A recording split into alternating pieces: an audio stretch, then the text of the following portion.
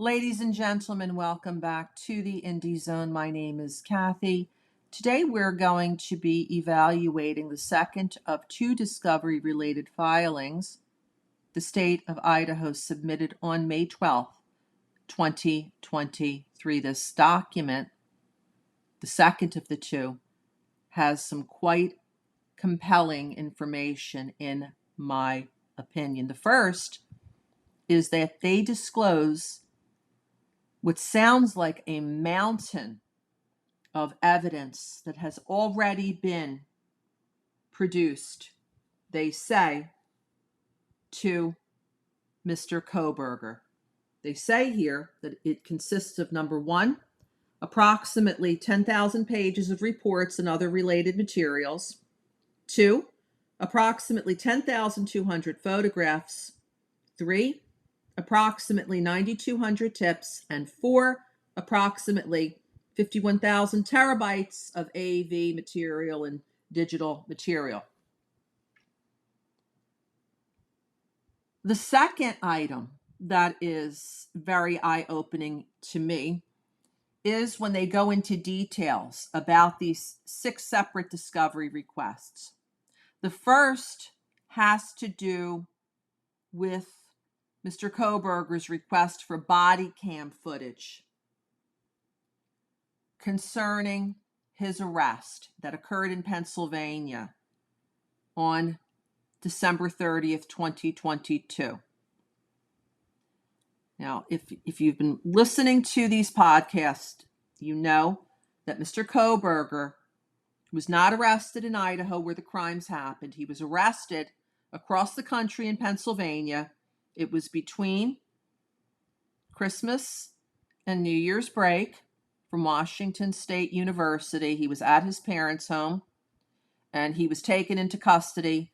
His car was seized and other materials were seized. And if you listen to some of the earlier podcast episodes in this series, you'll learn more information relative to that.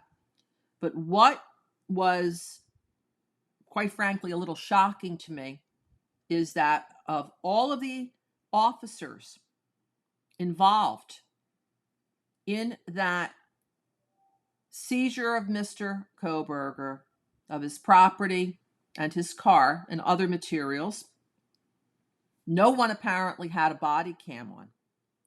According to Idaho, they are aware of no body cam footage from that arrest. There's body cam footage of when he was transported, or video from when he was transported from his parents' home to the jail there in Pennsylvania, but not of the actual arrest.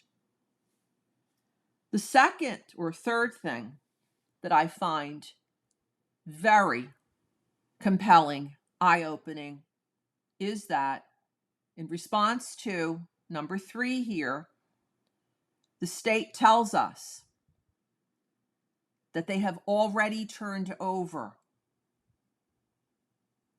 audio of an interview that Detective Brett Payne of the Moscow Police Department had with Mr. Kohberger. This is the first time that we are learning of any such interview between Detective Payne, again, he is the officer who signed the statement under oath on the 29th of December 2023 that led directly to Mr. Kohberger's arrest.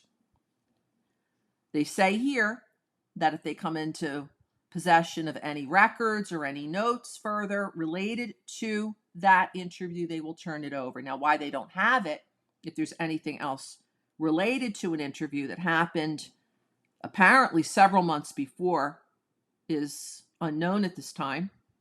We also don't know if this interview happened before Mr. Kohberger's arrest on the 30th of December 2022 or afterwards, when Ms. Taylor, who was appointed his public defender, exercised his Fifth Amendment rights to remain silent. Did it happen before or after that time? We don't know at this point.